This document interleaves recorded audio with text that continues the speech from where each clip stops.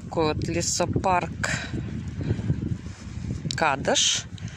Все еще мы спускаемся к скале Киселева. Очень здесь крутые спуски. Очень красиво. Природа впечатляющая. Да. Для тех, кто ни разу не был, обязательно побывайте.